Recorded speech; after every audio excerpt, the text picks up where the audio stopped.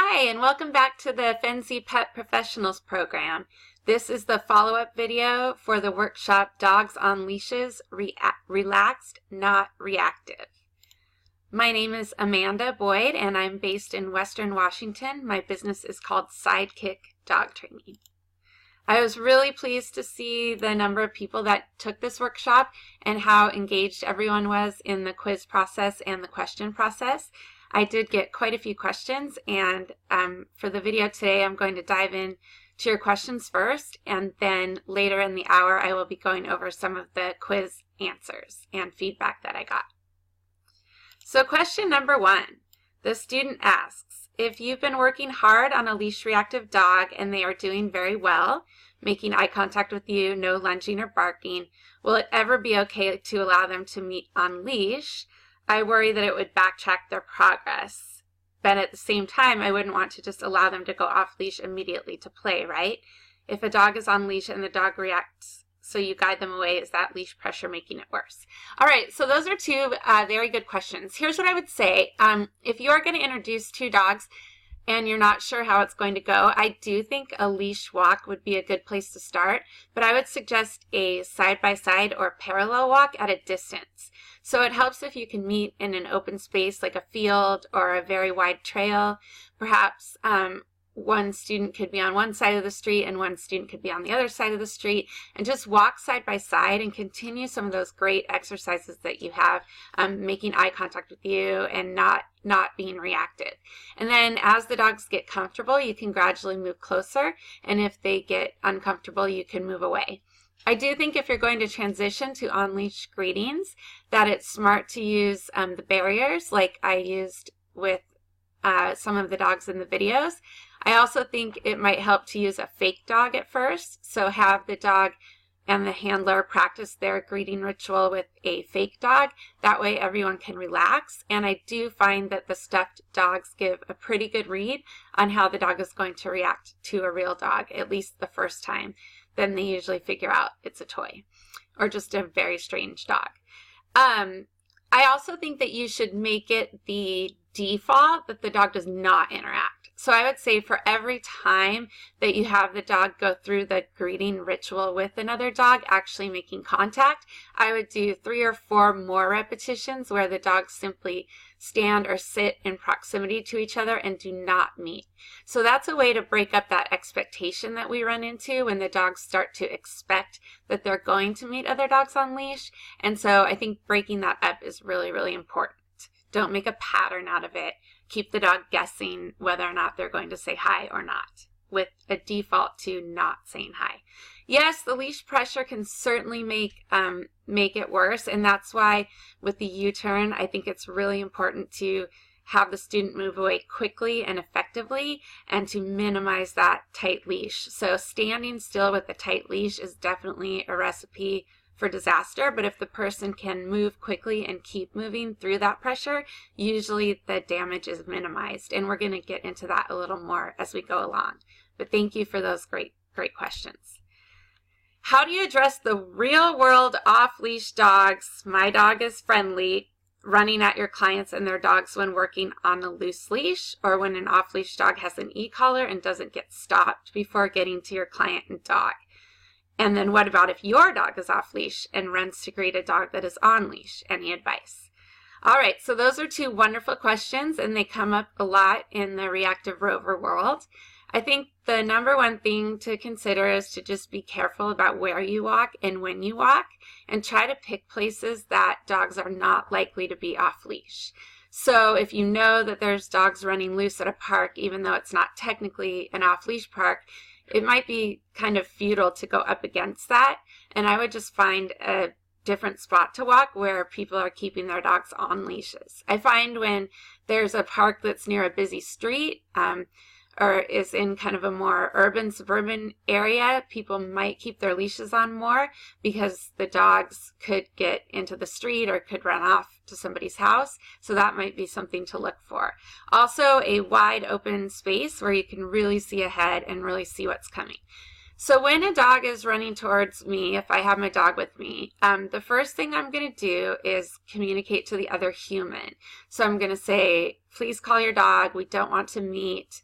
I might say something like, my dog's not friendly, or my dog doesn't do well. And then I'm actually going to do one of two things. If I have the ability, I'm going to turn and start jogging or even running the opposite way with my dog. I have had 100% success with that method, even with an off-leash dog. So they're starting to come towards you. You turn and run away.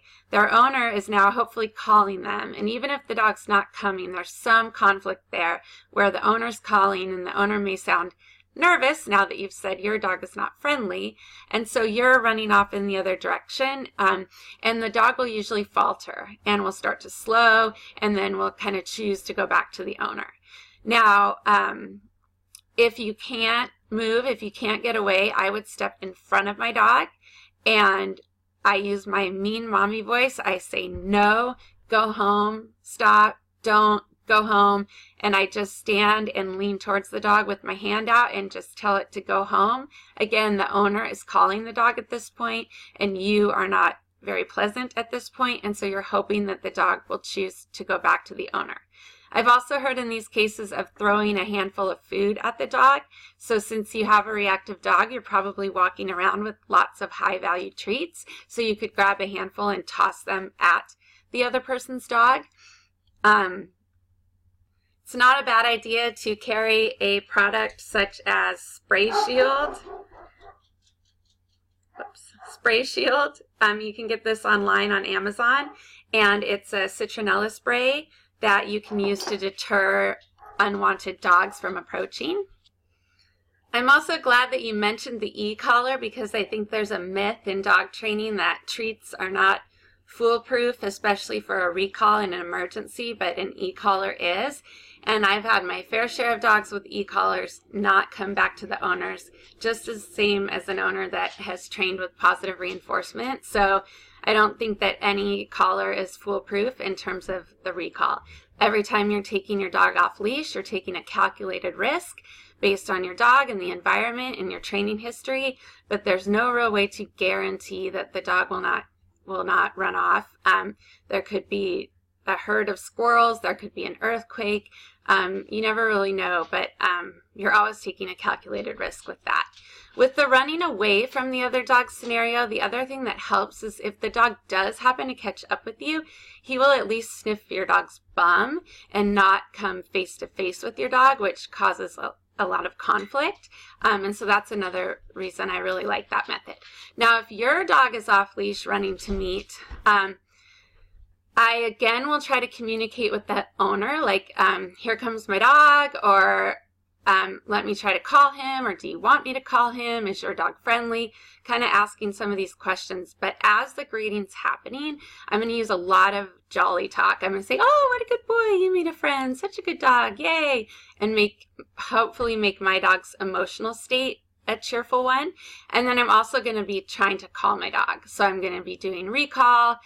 Maybe I'll do jolly talk for 2 to 3 seconds, and then I'm going to try to do recall and get my dog to come away from me. And then if I'm in a leashed area, I'm going to apologize to the person that my dog was off leash and that I wasn't able to call them before my dog got there, and I'm going to reevaluate that situation. I could also practice coming when called away from other dogs in different settings so that I have that skill when I need it. So I could go, a lot of the dog parks here are fully fenced, so you could have your dog on a long line in the parking lot, kind of going up to the fence and then calling them back. And that's a really good way to practice coming away from another dog, which is very difficult. I also think that you could encourage the other owner to drop their leash or maintain a loose leash. You could go into teacher mode if you observe anything about the handler of the leash dog that you could help it go better by coaching. Okay, so this is a good one about puppies. 2 different questions from 2 different people. So what skills would you teach puppy parents to prevent leash pulling frustration in puppy class? And what do you think of the idea of puppy license? meaning when a puppy reaches 16 to 20 weeks, adult dogs are not so patient. So thinking that owners are letting their younger puppies meet dogs rudely, but the other dog doesn't react, and then the puppy gets corrected. And then later they're nervous about future greetings and eventually start barking and lunging. So that's a really good question and a very good observation about puppies in general in terms of the puppy license and greeting other dogs. So to address the question about skills for puppy parents, we always have a choice between management and training. So for a training option, your best friend in the world is name attention. So this little guy is paying attention to the person holding the leash. So you can say the puppy's name, make some fun sounds, and then click and treat or mark and treat the puppy for paying attention to you as other puppies are in close proximity. You could do the find it. So if another puppy is going by and your puppy would be prone to pulling and barking, you could take a treat and play the find it game by throwing the treat on the ground for the puppy to find. You could teach your puppy to follow along on leash. So let's go, pup, pup, pup, and keep them moving past another puppy. And also just a little recall like puppy here, which is similar to name attention, although you're asking the puppy to take a couple steps towards you. So these are all skills that could be done and practiced in proximity to other puppies. And then from a management standpoint, you could do the treat transport. So that would be putting the treat right at the puppy's nose and leading them past another puppy so that all they can think is treat, treat, treat. I think it's helpful to have a quick pace. So even if you're doing the treat transport or not, to just let's go and kind of race past the distraction. If the puppy is small enough, the owner or the class trainer could carry the puppy past another puppy. Providing chew toys as distractions. So the puppies aren't sitting there during explanation times getting bored and restless and barking. And I think that's important as a teacher too, to be aware of the flows of class and be aware of the dogs and the people's attention level and try to keep explanations short. I like to alternate mellow activities like going to the place or sitting or body handling with more active activities like coming when called or leave it.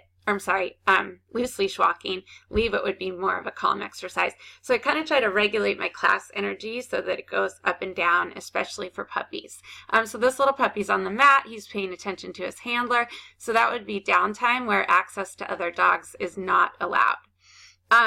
Using barriers that you'll see in my video coming up so that the puppies aren't distracted by the sight of each other, especially their next door neighbor. So I would say the default would be that you do not say hi to other puppies. You do not say hi to other dogs. So encouraging handlers to use any of the tools on this list instead. And then if the dogs are going to say hello to each other, it's through that ritual that I demonstrated. They are calm, maybe they do a sit, their leashes are loose, they greet for 3, 2, 1, and then they get called away by the handler.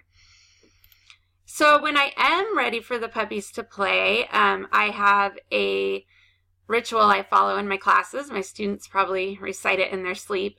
I want to make sure that all the dogs are off leash at the same time, and a lot of times people are fumbling with their leash clips, and so this is what I do to make sure that no puppies get frustrated if they're the last one to get unleashed, and that no puppies get ganged up on, and that kind of thing. So I have my students put their hand in their collar, and then they unhook the leash, and I do specify without letting go of their puppy. And then when all the puppies are quiet and they have 4 on the floor, they release, okay, go play. So it's very clear that something has changed and they're being released to play. Now, I will say that I also will coach owners to go and grab hold of the collar during playtime and feed their puppy a treat and then release their puppy again, so the puppy gets used to that. And sometimes in a more advanced class, I'll ask the students to get their puppies to sit or lie down or make eye contact before they're released to go play. So let's take a look at a video from my puppy classes. You're going to be able to see the barriers that are in place to keep the puppies focused on the handler, and you're going to see several examples of how I coach people to begin playtime.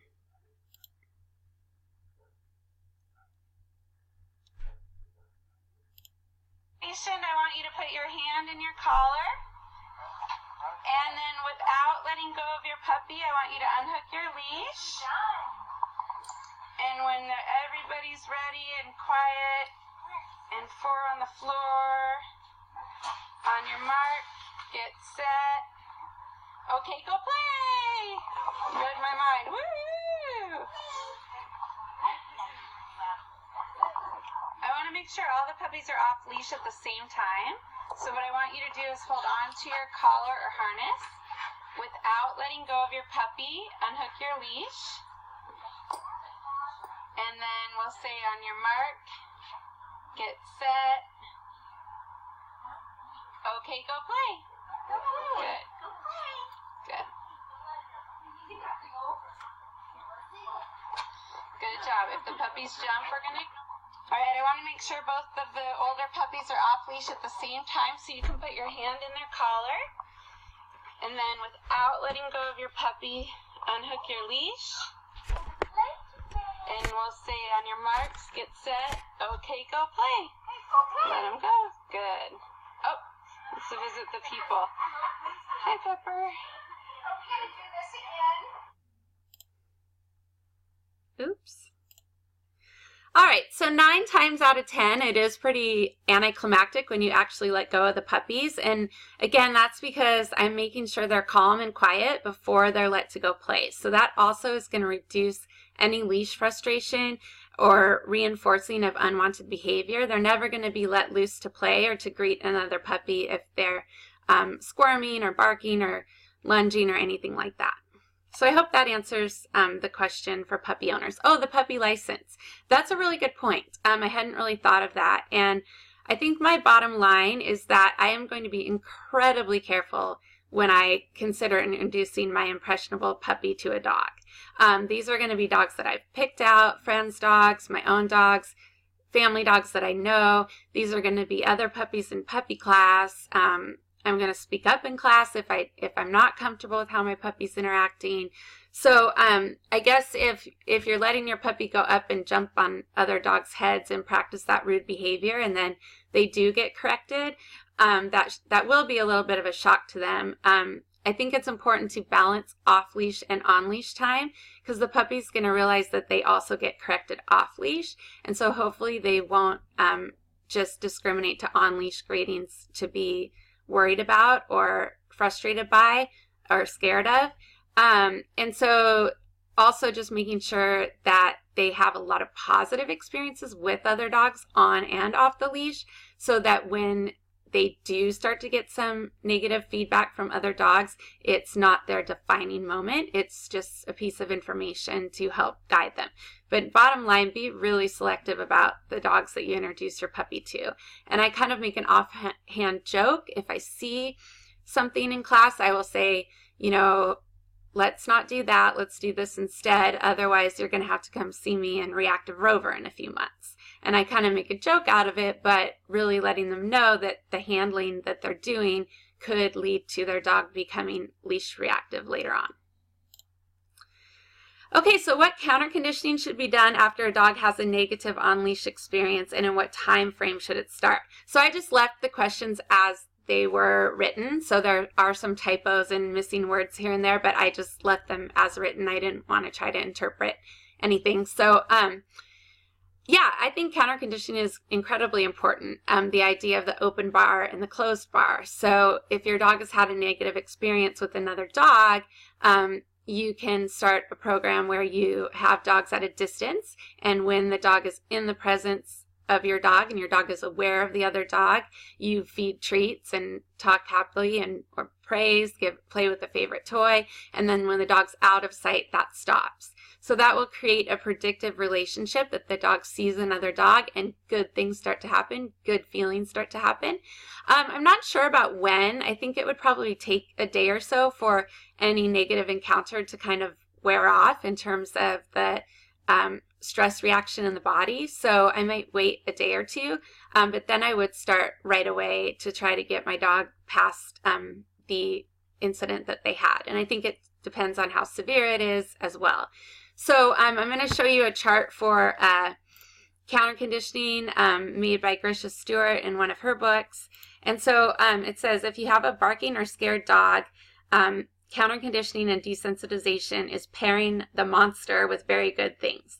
So in this case, the monster is the mail truck. The dog likes to bark at the mail truck. So the mail truck is coming up and the dog is kind of deciding how to feel, what to think. And then before the dog gets upset, string cheese appears. So the monster causes very good things, a special treat. Only the monster will cause that special treat to happen, and the monsters keep their distance so the puppy can gradually get closer as they're comfortable. So the love of the very good things, such as the treat or the favorite toy, has to be greater than the dog's discomfort with the trigger, the monster, the other dog. So now the after picture, the dog has said, hey, there's a mail truck, cheese, and is turning and looking towards the owner. I also want to point out that the operant and counter conditioning do really overlap here. So when you're doing operant conditioning with treats or with toys and you're using positive reinforcement, you actually are doing counter conditioning at the same time. So you can see in this bottom frame, the dog actually turns and looks to the handler when it sees the mail truck. And so the dog has learned that the mail truck is a cue to receive food from the handler, and the dog will look to the handler to make that happen. So you're using both operant and classical counter conditioning at the same time, and that's kind of the beauty of the whole thing. All right, so what are some tips to help dogs disengage if they get stuck face to face? Do you teach the emergency turnaround, and do you use a cue for that? And what training games do you specifically do to teach moving the dog away? And I agree. She said to say pull your dog away didn't seem quite right. Maybe it was the word pull. Wouldn't it be better to lure the dogs if the dog did not have a skill set to come away? Those are really good questions. All right, so if you and your dog get stuck face to face with another dog, I think your two best friends are jolly talk and movement. So you're going to say, yay, it's a doggy friend. Okay, let's go. And then you're just going to try to keep going with that steady pressure and get past the other dog. Now, there's also the option of dropping the leashes if you know both dogs and you think that that is a safe option.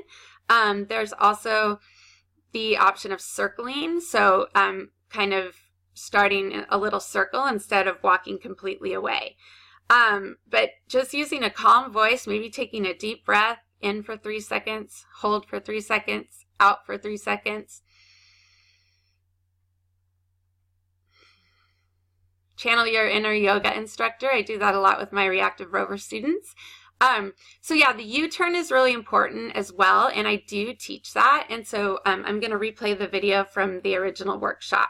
I would suggest that handlers practice it away from their dogs and maybe with another student before they work too much with their dogs, because in this example, the woman with the tricolor dog didn't have the skill very well, and I tell her to keep going because the number one important thing is to get the dog away, and I find that pet dog handlers really struggle with this, and so they'll be like a deer in the headlights and just kind of freeze when they see a trigger, and I want them to just turn and move the other way. So even though it's a little uncomfortable for the dog at spots, this handler's doing much better than she started out. The dog was in a prong collar, and she would just kind of drag him backwards and he wouldn't disengage, and he would vocalize throughout most of the class. So even though this is kind of a messy or ugly U-turn, it is improvement, and we have to focus on progress, not perfection. And I want to teach students not to freeze in place. You could use a special word. I say this way, and my dogs know that means to turn back towards me.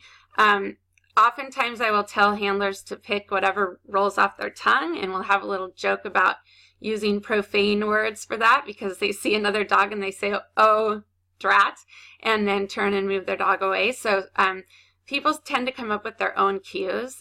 So whatever's going to roll off their tongue when they see another dog and they need to turn and go. So the training games, I would say, I use the example of you don't want to, like if you were taking a walk with a friend and you wanted to turn and go the other way, you wouldn't just grab them by the shirt collar and turn and walk the other way. You would say their name and kind of coax them to turn and go along with you. So I think having one person be the dog and one person be the handler with a leash would really help, and making sure that people say the dog's name and turn and go. I think making it into a friendly competition could be a great idea. So the key components of a U-turn are that the dog's head turns quickly away so that the dog is not looking at the trigger any longer than needed, and then that the dog gets up to at least a trot, if not a run, and that the handler creates about 10 feet of distance in a very short period of time. So you could turn all of those into contests. You could have the dogs distracted by another dog and have the handler say their name and time which dog looks at the owner more quickly. You could have a contest to see which dog can get from point A to point B more quickly. You could have a contest to see who could get their dog into a run. You could make up all sorts of silly games. I actually took an online workshop that showed you how to do all of these, and I do believe Amy Cook has these options in her Reactive Rover work in the Fenzi Dog Sports Academy, so I would definitely recommend checking that out as well. I'm not a huge fan of luring when a trigger is present. Number one, you can poison the food because the dog sees the trigger and gets upset, and then you're trying to lure with food. I also think it takes away from the importance of distance. So I see so many handlers with their dogs fixated on a trigger, and they're trying to put food in front of the dog's face, and the dog is just trying to move the food away and is not interested, and they've wasted time, and now the dog's gotten worked out and starts actually going into a reaction. So I would say just turn and go first, and then save the food for when you get your distance of about 10 feet away. So here's a replay from the initial workshop. This is me doing a U-turn, so very smooth. I have a lot of practice. I also think a good game would be to set a line on the floor for people to follow, because it's not necessarily a U-turn. It's a little bit more of an out and back. So you're trying to get the person to pivot. And so that could be another sort of contest you could do. So here's me doing it, and here's the owner doing it, and then we'll talk about it a little bit. Percy, let's go! Yeah! Good boy. Oh, it's me. And then just turn immediately 180. Yes. And back to your mat. Keep going, keep going, keep going, keep going. Yes, yes, yes. Good boy. All right, here's your prize, Ryder. Lady.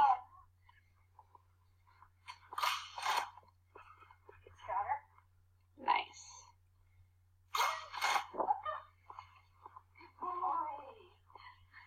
Here I go. Let's go.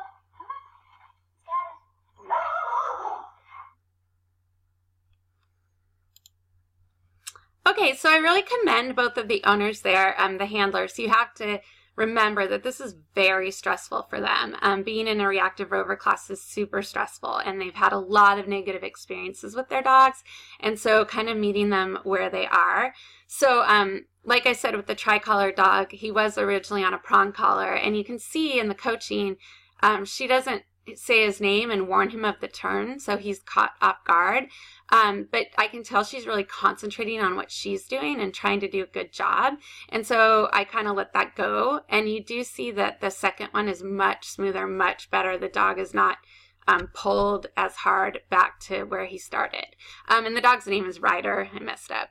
But I'm using a tennis ball to distract him initially, not another dog. And I'm using an opening umbrella to distract but not scare either of them.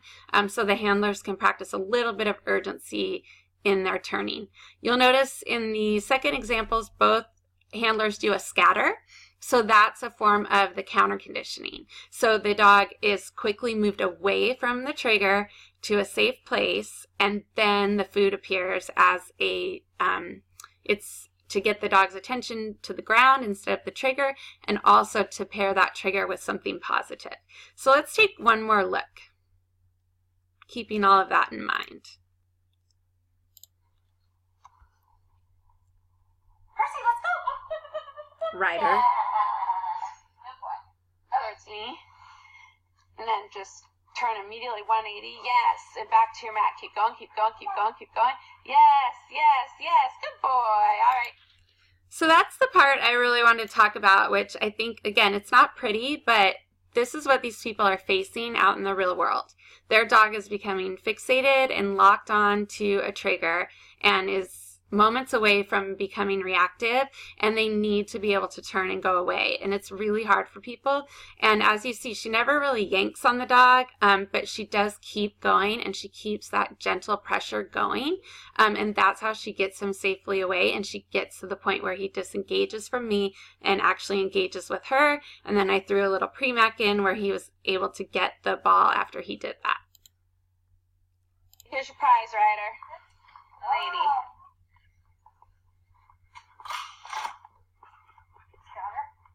Nice.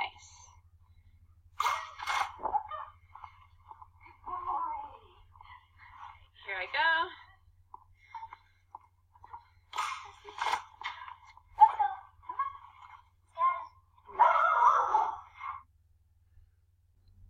Here's another slide just to properly credit Four Paws University. It's at the bottom here as well, their Facebook page. And then I wanted to insert here, if you need IAABC Continuing Education Credits, CEUs, units, your code is NFUID, all letters, NFUID. I'd like to take a moment to talk about strategies with reactivity, because I had a couple of comments that people really liked the body language and the prevention strategies, but they wanted to know what to do when a dog is reactive. And really my answer is to do the exercises you see in the video. So when I teach a reactive rover class, I'm kind of hoping that I manage it well enough that the dogs don't react to other dogs. And I tell people they've had enough practice at that. They don't need to practice that. They need to practice calm behavior around other dogs. And so I think it's a common misnomer in the pet dog community, and perhaps with trainers as well, that you don't have to see reactivity to fix it. I don't have to see their dog get upset and then wait and try to fix it or correct it. I'm trying to be proactive and teach the dog alternate behaviors to do around other dogs, and also how to feel better emotionally around other dogs. So going back to this slide from Four Paw University, she says what to do if your dog reacts. So retreat to a safe distance, so turning and running the other way or crossing the street, or if you don't have anywhere to retreat, running past, so just picking up your pace and running with your dog. Definitely being careful about where you walk the dog. And then once you've had a chance to recover from the incident, evaluating the situation, adjust the plan, which is counter conditioning, desensitization, and alternate behaviors. Capture desirable behaviors from a distance so that the dog can be successful, and then lots of high value treats for the behavior you like. So if you're waiting for a lot of reactions to happen and then reacting to them yourself, I think the training plan is going a little too far, too fast. And also the reactive dog is not always wrong. So sometimes it is appropriate to growl, snap, snarl at another dog if that dog is exhibiting inappropriate social behavior or something else. So it's okay. You want your dog to be relaxed around other dogs, but they can still communicate. And so as long as that communication is appropriate. And most people probably need professional help to get eyes on the situation and figure out what's going on. But yeah, so the answer to the question, what do you actually do? It's kind of in all of the workshop. Keep your distance, high value treats, incompatible behaviors, gradually get closer. When it all goes wrong, exit the scene. So let me know if you have any questions about that. Okay, so let me know if you have any other questions about that aspect. But I've taught a lot of these classes, and it can be really difficult for people to do these U-turns. So lots of practice with various distractions and even away from their dog, I think are really important. I tell people to practice at home up and down the hallway. So if they have a toy, they just walk one way and then all of a sudden turn this way and throw their ball to get the dog turning and moving urgently in the opposite direction. You can also do that with treats. Okay, would I be able to discuss the use of muzzles and when that might be appropriate, especially those of us with less experience and confidence? Okay, I'm so glad this question came up. So if you are lacking in any experience or confidence, there's nothing wrong with using a muzzle. And a lot of trainers these days are actually recommending muzzle training as a part of a puppies growing up or husbandry training so that they can be used to a muzzle if and when it's ever needed. There are a lot of circumstances that different dogs may need muzzles throughout their lives. So I think in my case, what most of the dogs that come through my classes are frustrated or fearful. They are not truly aggressive. If the dog has any kind of bite history with humans or other dogs, I'm going to ask how severe the bite was. So if a dog has nipped and has not broken skin or maybe caused a little puncture that needed a Band-Aid, like a little scrape, not even a puncture, or little superficial wounds to another dog's head, I'm usually going to proceed without a muzzle in class. But if the dog has injured a person or a dog beyond a little scrape and a superficial wound, then I'm going to require that the dog have a muzzle on in class. And the counter conditioning to the muzzle is a whole other project that the handler has to work through before they do training, because otherwise the muzzle is going to be very stressful to the dog, and that's going to just add on to whatever else is going on with reactivity. So a great resource that I really like is called the muzzleupproject.com. They have all sorts of information about how to condition your dog to a muzzle and how to be an advocate for muzzles and getting over the stigma of dogs wearing muzzles. You definitely want to use the basket variety in any kind of training scenario so that the dog can open their mouth and they can take treats and they can drink water. But yeah, so if there's any kind of fight history, like I'll usually ask if the other dog went to the vet. If the answer is yes, they're going to need to be in the muzzle. I will ask, did the person need to see a doctor? The dog's going to need to be in a muzzle and possibly not be participating in a group class either. If there were any question that the dogs would injure each other in a greeting, I would probably leave the greeting out. And if it was a muzzled greeting, I might just do a really quick, like turn one dog towards the handler and the other dog just come and sniff the dog's bum really quickly and then be called away.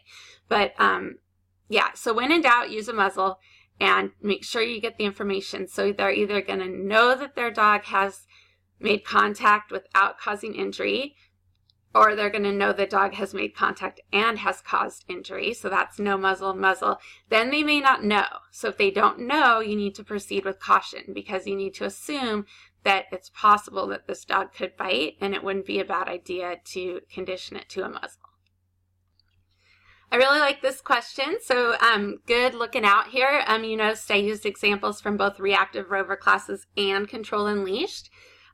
Which exercises do you like best in each program in terms of helping dogs with reactivity? And then do you suggest using the Look at That game for dealing with dog reactivity on leash? Why not? So the Look at That game is from the book Control Unleashed. Advance apologies to Leslie for anything I get wrong. I think I'm doing a modified version of it. So there's a lot of overlap between Reactive Rover and Control Unleashed. And so those classes are pretty similar.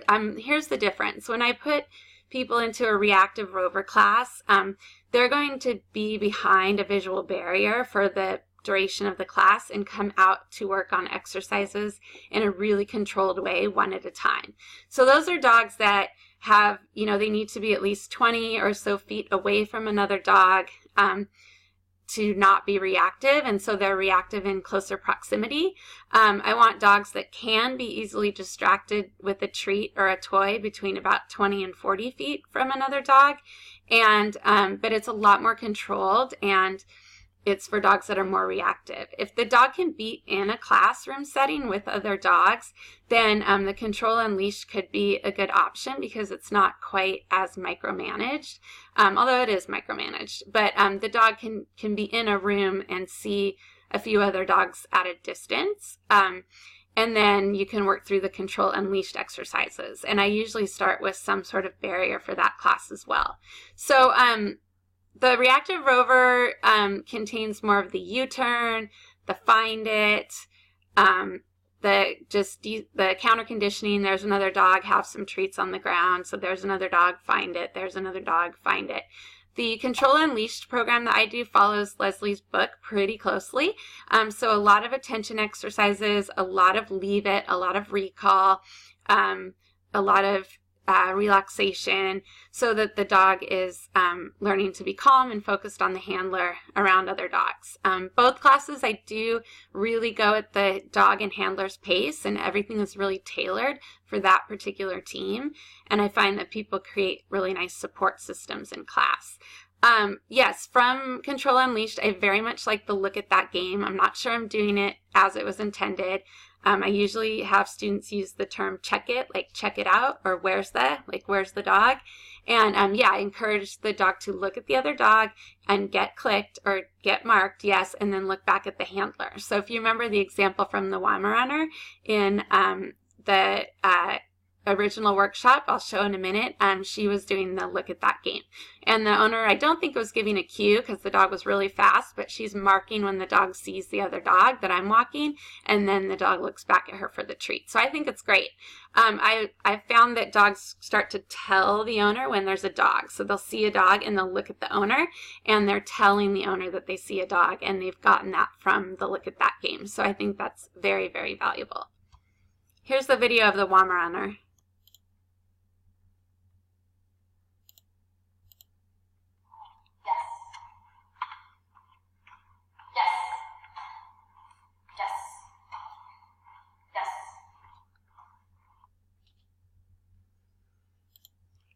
All right, so there the handler is marking yes when the dog looks at the trigger, and then the dog looks back at her to collect the treat. Okay, so this one says, I see a lot of the look, lock, and launch greetings. I've pulled my dog back to slow her momentum and then loosened the leash when she gets to the other dog, who is probably doing the same behavior.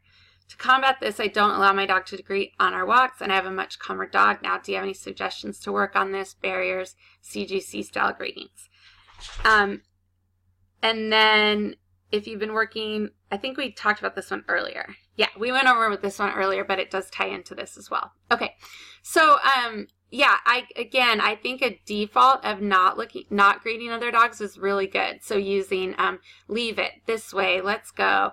Yes, putting up barriers in class as needed to manage human students that might not be as good at following the directions for dogs not to meet. Remember that initial study or that quiz, dog owners very much want their dogs to meet other dogs. And so setting up your classroom for success, whether that's escorting people into their seat, whether that's putting up barriers, I do recommend a lot of the Canine Good Citizen greeting. So walk towards another dog, sit and attention to handler, and then walk past. And that would be something I might do 4 or 5 times, maybe with one greeting mixed in, or no greetings. But yeah, I think you definitely have a more relaxed dog if they know that walks are not going to turn into social opportunities with other dogs. It reduces all of their fear and frustration. I noticed that I don't use a clicker. I'm more of a verbal marker myself. Yeah, you know, I do and I don't. For Control Unleashed, I usually use a clicker. The program works best with the clicker, I think. For Reactive Rover, I often don't introduce it until later in the course because the people have so much that they're already dealing with, and they're stressed out, and they're learning a new way of handling their dog and being proactive themselves and not reactive. So sometimes throwing the clicker in becomes too much early on, but then a lot of times there's a need for it later, such as with the Look at That game, and then I will introduce it to my more advanced groups. I really liked this question. So the person said, at what point do you abandon ship on a greeting even if it isn't necessarily going badly? So she's thinking of my rat terrier Poe with the Reactive Rover client and the Doberman Lab, one in the pen and one loose. So neither greeting was alarming or looked like they could tip over to fighting, but the dogs weren't quick to say hi and required handler encouragement. So yeah, this all goes down to that consent test that we're talking about. Even when a human is greeting a dog, can I pet your dog? Can your dog meet my dog? And then really listening. So in these cases, Poe, on the left, you're going to see him. He does say hi, but he gets a little stiff and he wants to keep moving. So we abandon ship as soon as I see that he wants to move on.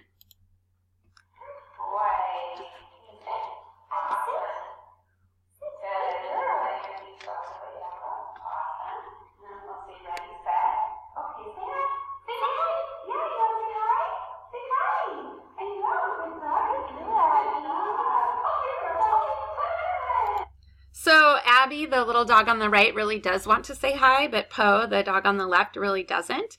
And so it's almost an operant behavior for him to sniff her and then pull away. And so, yeah, I would say he's opting out of that greeting. And this is a good example of using a barrier for the prior question. And so that's a barrier in between them, just some netting. And I would do, so if that's the one greeting, I would do that 4 or 5 times where the dogs just sit and then walk away and do not greet. And then if they're safe to do it with a barrier, I would do it with a barrier. So let's see what happens without the barrier. I'm sorry, if they're safe to do it without the barrier, I would do the sit, stay, walk away without the barrier.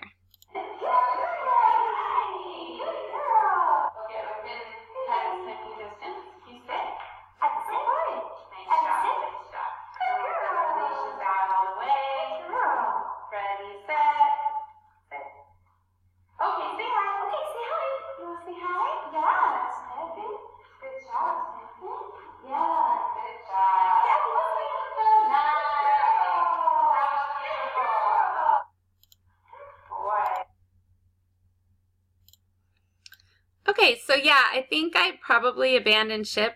I'm homeless. I kind of abandoned ship right about the right time with Poe. He's really not interested in saying hello. I like how he was turned towards me at one point and Abby could sniff his bum. So I was talking about that a little bit earlier in terms of an option for greeting. If you have a neutral dog and you can turn them faced away from the other dog, that can do a quick bum sniff and then be called away. My dogs are used to being neutral dogs in Reactive Rover, and they get paid very well for their job. For whatever reason, Poe wasn't particularly into this little greeting, so I didn't push it, but I did just have him greet quickly and walk on. Now let's look at Lewis and Tucker, who are being given permission to greet through the fence, but let's see what happens. So you can tell Lewis he can say hi, yeah, and just walk around. Good job. And Tucker can, oh my goodness, there you go, guys. Yeah, you want to stand by each other and get treats? Tucker's like, no, I don't. I'd like to go over here, please. Good job. Good job. Go say hi. You want to say hi? So this is a really simple drawing, but when a dog is feeling stressed, encountering a trigger, they have 3 options. One is the flight response, or to flee. The other is to freeze in place. And then the last option is to fight. So humans generally prefer the non-fight option. And so in the case of the Doberman and the lab mix, they were both, especially the lab mix, was choosing a flight response by looking away, moving away. And I would absolutely never punish a dog for that. So if they were choosing an out that was non-confrontational, any kind of calming signal or distancing behavior, I would certainly reinforce that and definitely not force the dog to greet. So you can see we're letting them move away. They have plenty of space. The Doberman is reading the lab well. So I think, yeah, if there's any chance that the greeting is going to be scary or frustrating or in any way negative to either dog, I would stop it, and then I would see if the dogs can do some simple behaviors for treats near each other to kind of get back on the horse, or maybe take a walk together. Okay, so quiz answers. I had lots of good questions, and we also had lots of good quiz answers. So we're going to start with the greeting of Bella and Marley. And so I'm going to go ahead and play this greeting for you so that we can see it again, and then we'll look at people's comments. Then get their attention. Ask them to sit. Good. Then let your leashes out all the way to the end loop. And then on your marks, get set. Okay, say hi. Let them circle if they want. There's a 3 and a 2 and a 1. Excellent leash swapping, and call them away. Very good. Yay! So you all did a really good job rating this. The ratings were between a 4 and a 5. So most of you, a lot of you, about half of you scored it a 5 with loose leashes, 3 seconds. Dogs were focused on the handlers. They disengaged nicely. So if you have the PowerPoint of this, which you should have, you can read through the comments more specifically. But the dogs were in control. The handlers had a loose leash. The dogs could go through the natural greeting behavior. So again, the person who was asking about exercises around other dogs without greeting and the canine good citizen greeting, that's really what that was. They walk up, they sit, they wait, and we chose the option for them to say hi, but you can certainly choose the option for them not to say hi as well. Then some of them scored a 4.5, creative. So people were worried about the leash handling, and there was somebody's hand in the way. So a little bit of tightening when the dogs swapped leashes. So just a 4.5, no big deal. And then some people rated it a 4 because of the leash management, mostly with the Golden Retriever. So the leash could have been dropped, or the leash could have been held a little more gracefully, but they did pretty well. And so the only ratings that video got were 4, 4.5, and 5. So I thought that was good. I was thinking it was about in that range as well, probably closer to a 4.5. All right, then we have Ridley, the Ridgeback. So this provoked a lot of really interesting conversation. And so we were going to compare these two greetings of Ridley. So the first one is with the black and white dog, Sequoia. If you want to see, that's good. You want to see your boyfriend, you have to sit. Let your leashes out loose. See if she'll sit one more time. That's all right. Fumble, recovery. Good job. Good. Ready, set, okay, say hi. Say hi. Yeah, 1. Let Ridley's leash out just a little. 1, 2, 3, and call him away. Okay, let's go. Let's go. You got it. Yay! All right, so that grading went well because of the dogs that I paired.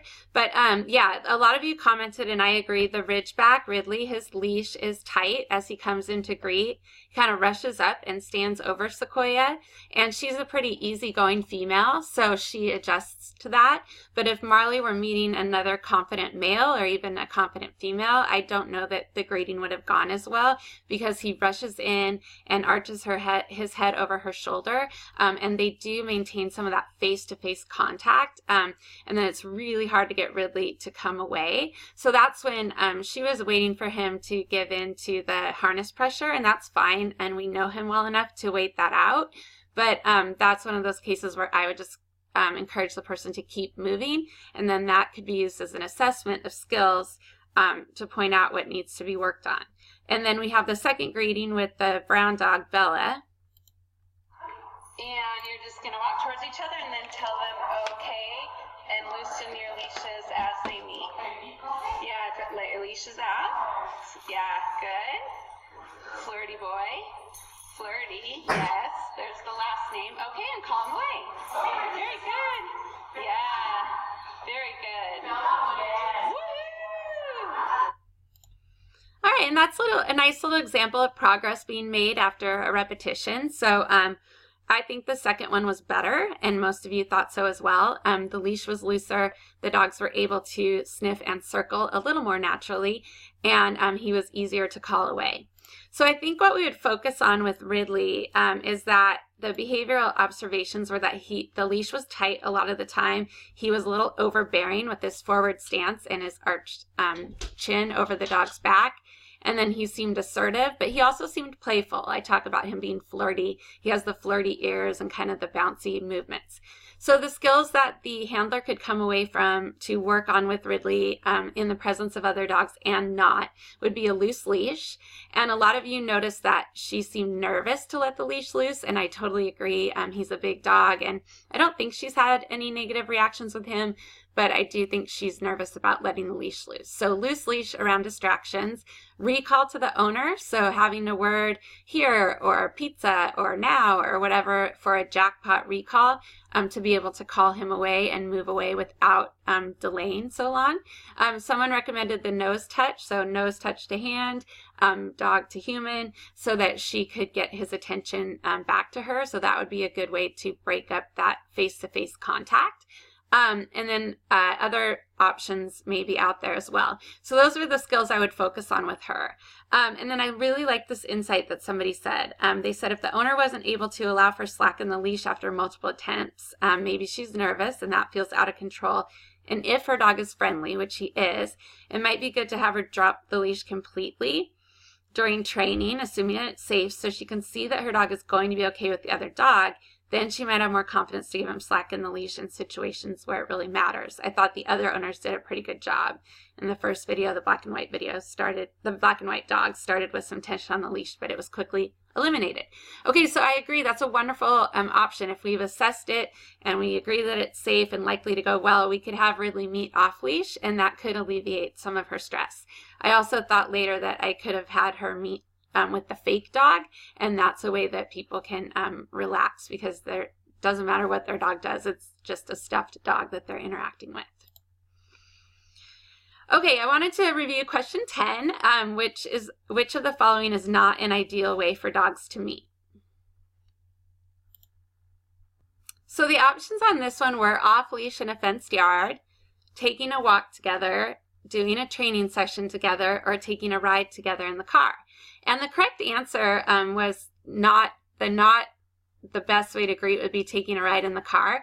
But I had some interesting feedback on that one, because there are not leashes involved when they're in the car together, and so it wasn't really clear if there would be any leash reactivity. So that was a really good insight. The first three answers I mentioned specifically in the workshop, and so they were the correct answers. And the last answer was one I had to come up with that wasn't mentioned. But the reason that a car ride's not a good idea might not be because of leashes or leash manners per se, but just that it's a very close confined area, and the dogs are being thrown together. It's almost like throwing two dogs into a crate together, and you don't know how they get along. And so that's why that one was the incorrect answer. But that was a good point about leashes not being involved. All right, so this is just for fun. I saw this cute little comic from Harry Bliss, Is Your Human Friendly? So the dogs are asking if the humans can meet, and they are both on tight leashes leaning forward face to face, so we'd be coaching them a little bit. My favorite answers in some of them, so the 3 L's of reactivity, the correct answer was look, lock, and launch, and most people got that. But this was my favorite. Someone said lunging, loud, and. So I think that's pretty funny, and maybe we could come up with a 3rd L to use for students. I also liked for name one way to avoid meeting other dogs while walking your dog. My dog has rabies and moved to the sidewalk or trail, so I can't say I've ever had anyone say that to me before, but I'm sure that would keep people away. And then someone said they loved the reference to football, go Chiefs. I have respect for Patrick Mahomes, but I'm a Seattle girl, so we'll see you in the playoffs. All right, well, thank you all so much for participating in this workshop. And I've really enjoyed all of your comments and questions. There actually were not any video submissions. I think it's kind of hard to get footage of dogs meeting, but there are lots of great questions and comments. And so please hit me up on the Fenzi Dog Sports alumni page or the Pet Professionals alumni page if you have any additional questions. Thank you so much, and I'll see you in the next workshop. Take care.